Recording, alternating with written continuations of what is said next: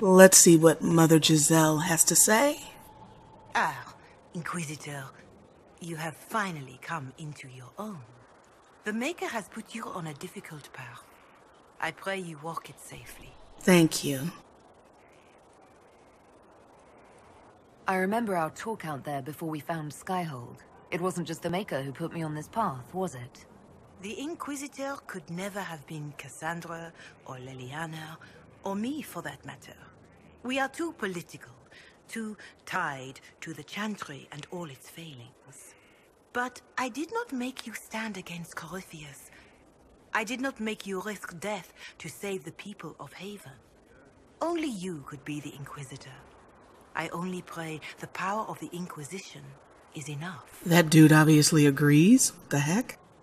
I'll do my best to earn this. You earned this in Haven. The Maker has chosen you to deliver us from Corypheus. You have the faith and support of everyone here. Never forget that.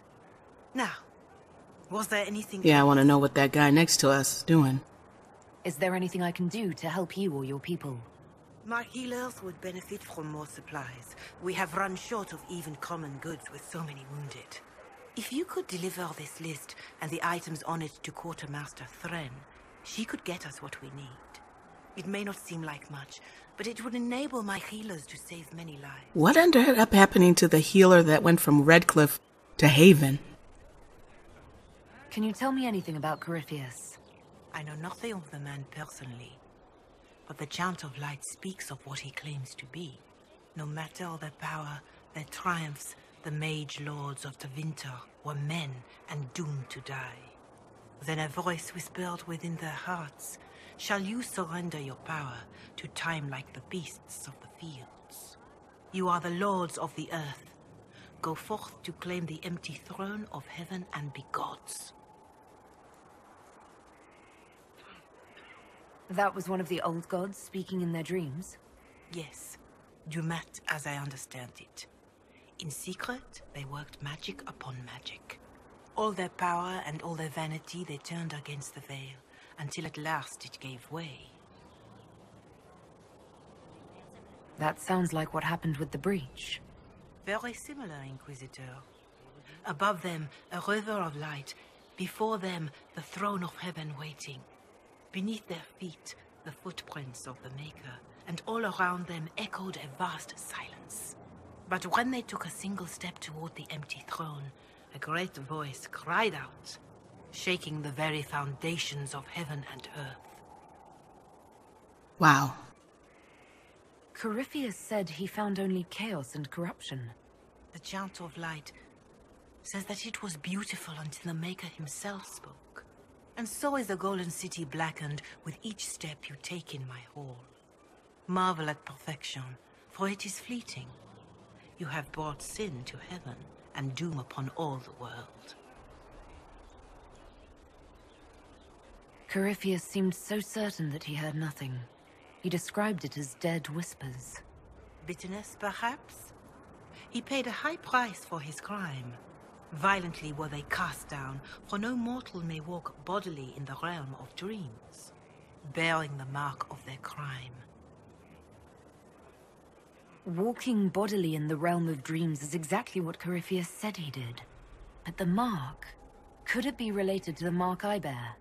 I cannot say. Perhaps Andraste saw clearly and we misinterpreted her words. It was always taught that the mark they bore was the shape of Darkspawn. Bodies so maimed and distorted that none should see them and know them for men. That is all I know of your adversary, Inquisitor. Some of the Chant of Light describes what we've seen and what Corypheus said, but not all of it. The Chant of Light is the work of mankind. We of all people must accept that mankind is fallible. Listeners may have misheard one of Andraste's songs. Just one word sung incorrectly could change everything. And how many verses were stricken or changed for foolish political reasons, like the Canticle of Chartan.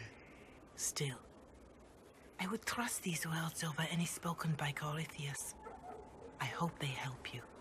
I wish people that were religious had this much Herald of Andraste. open-mindedness. Can you tell me how our people are doing? What would you like to know? How are our forces at Skyhold doing? Still in shock, for the most part. To see Haven destroyed so soon after the Conclave. You saved many, but still lives were lost. And traveling through the wilderness did not make treating injuries easier. For all that, though, more people arrive every day. Some are refugees, but others want to help. Your Inquisition is growing. I pray you use it wisely. I'm gonna try. Do you have information on people elsewhere? The refugees in the hinterlands are desperate. Without help, starvation or war will claim many lives. Villagers in Crestwood are besieged by their own dead. They have sent word begging for assistance. People are vanishing in the hills of Emprise de Lyon. It may be demons or something worse, but they are terrified. More than that I cannot say. It is a chaotic time for all in Olay and Ferelden. Farewell, revered mother. Until next time. I get the hint that I have a lot to do coming up.